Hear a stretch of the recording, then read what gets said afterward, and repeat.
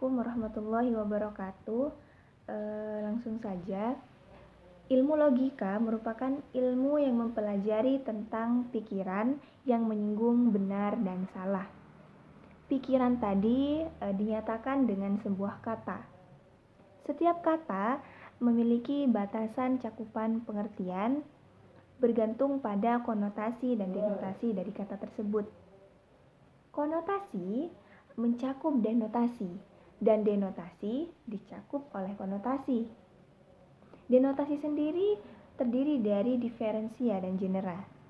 Artinya, ketika suatu kata merupakan konotasi, maka kata tersebut akan mencakup diferensia dan genera dari kata tersebut. Nah, ini kita maksudkan pada analitik konotasi, yang mana dalam hal ini kita sebut definisi. Lalu bagaimana dengan analitik denotasi itu sendiri? Setelah tadi analitik konotasi, analitik denotasi sebagaimana yang telah saya sebutkan tadi, bahwa genera merupakan badan dari denotasi ini atau bagian dari denotasi. Genera ketika kita turunkan menjadi spesies-spesies, maka itu kita sebut dia pembagian, dan apabila sebaliknya dari spesies-spesies kita naikkan menjadi genera, maka di situ kita sebut dia penggolongan. Nah, ini kita maksudkan pada klasifikasi atau pengelompokan. Bicara soal pengelompokan, berarti kita membahas kelompok makna. Nah, bagaimana ketika ternyata kelompok makna dari suatu kata merupakan bagian dari kelompok makna kata lain,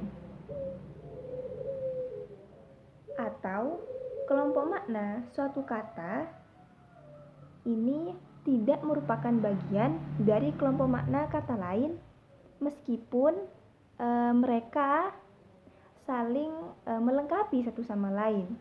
Seperti hanya pada term subjek dan term predikat pada proposisi. Term subjek dan term predikat saling melengkapi untuk akhirnya tersusun menjadi sebuah proposisi. Tapi bagaimana ketika kelompok makna dari term subjek ternyata tidaklah termasuk bagian dari kelompok makna term predikat, atau sebaliknya, term predikat tidaklah merupakan bagian dari kelompok makna term subjek, atau mungkin merupakan bagiannya, hanya saja tidak menyeluruh, hanya sebagian saja. Nah, ini kita kenal dengan istilah tertebar dan tak tertebar. Ya, penebaran ini kita maksudkan pada distribusi. Oke, kalau tadi kita bicara antara kata dengan kata, sekarang kita akan berbicara antara proposisi dengan proposisi. Proposisi dengan proposisi ketika kita hubungkan, maka akan muncul hubungan yang logis. Hubungan yang logis ini kita sebut pertentangan, dan pertentangan merupakan oposisi. Nah, dari hubungan logis ini kita kemudian bisa melakukan penyimpulan, baik penyimpulan langsung ataupun tidak langsung.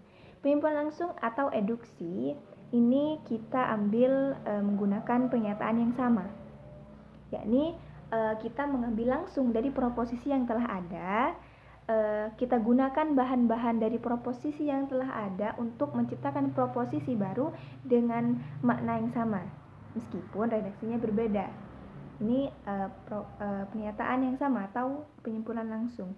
Adapun penyimpulan tidak langsung ini penyimpulan deduksi, yang mana bentuknya berupa silogisme atau argumentasi. Nah, silogisme ini berangkat dari hal-hal umum menuju khusus.